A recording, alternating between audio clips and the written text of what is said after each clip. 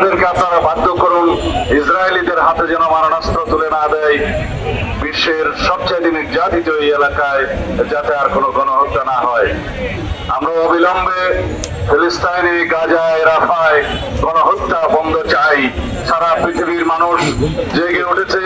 গতকালকে সারা পৃথিবীতে মানুষ প্রতিবাদ জানিয়েছে। নো ওয়ার নো স্কুল নামে যে প্রোগ্রাম করেছে সারা পৃথিবীতে, বাংলাদেশেও সেটা পালিত হয়েছে। নির্দেশনা ছিল, সেখান থেকে ইসরায়েল শব্দটি রিমুভ করে দিয়েছিলেন, প্রত্যাহার করে নিয়েছিলেন। তার মানে দাঁড়ায় তারা ইসরায়েলকে স্বীকৃতি দিয়েছিল, অথচ তারা বাংলাদেশের মুসলমানদের পক্ষে, সারা পৃথিবীর মুসলমানদের পক্ষে মায়া কান্নাও কান্ত। বাংলাদেশের বিরোধী রাজনৈতিক কর্মী এবং যারা ফ্যাসিবাদের বিরুদ্ধে আন্দোলন করেছে, সকল গণতান্ত্রিক শক্তি, সামাজিক শক্তি সহ দেশের আপামর জনসাধারণের বিরুদ্ধে আড়ি পাতা যন্ত্রের মাধ্যমে যে নির্যাতনের তারা সূচনা করেছিলেন, সেই আড়ি পাতা যন্ত্র পেগাসাস স্পাইওয়ার সেই ইসরায়েল থেকে তারা খরিদ করেছিল এই হাসিনা সরকার।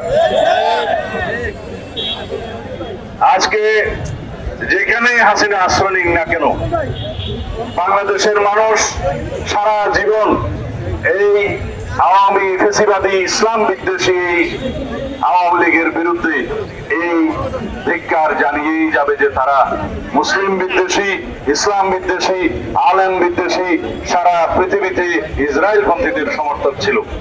বাহিনীর ব্যর্থতা এখানে লক্ষণীয়। তাদের উচিত ছিল আগের থেকে এখানে সতর্কতা অবলম্বন করা, তাহলে বাংলাদেশের নামে এই বদনামটা আমাদের নিতে হতো না। আমি আপনাদের সামনে আজকে এই মুহূর্তে বিএনপির পক্ষ থেকে একটি ঘোষণা দিতে চাই। আমরা ফিলিস্তিনি জনগণের পক্ষে এই গণহত্যার, ইসরায়েলি গণহত্যার প্রতিবাদে এবং পরপর আগ্রাসনের প্রতিবাদে বাংলাদেশ জাতীয়তাবাদী দলের পক্ষ থেকে অতি শিগগির সারা বাংলাদেশে এবং কেন্দ্রীয়ভাবে আমরা একটি বৃহৎ কর্মসূচির ঘোষণা করব। যারা মোড়ল তাদের আপনারা সারা পৃথিবীতে নির্যাতিত মুসলিমদের পক্ষে আপনাদের কণ্ঠ উচ্চকিত করবেন। আপনারা ব্যবস্থা নেবেন যাতে বিভিন্ন রকমের ষড়যন্ত্রের ফলে বিশ্বের পরাশক্তিরা যে ইসরায়েলের পক্ষে ভূমিকা রাখছে সেটা বন্ধ হয়। গণহত্যার শিকার প্রধানতম প্যালেস্টাইনিয়ানরা, ফিলিস্তিনের ভাই বোনেরা।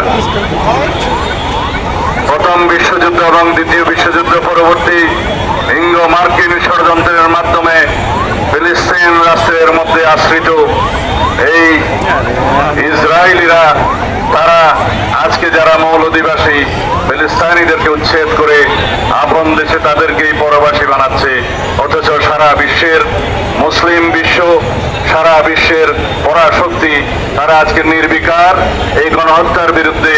তারা সোচ্চার নয়, এমনকি প্রত্যক্ষ এবং পরোক্ষভাবে এই গণহত্যার মদত যোগাচ্ছে।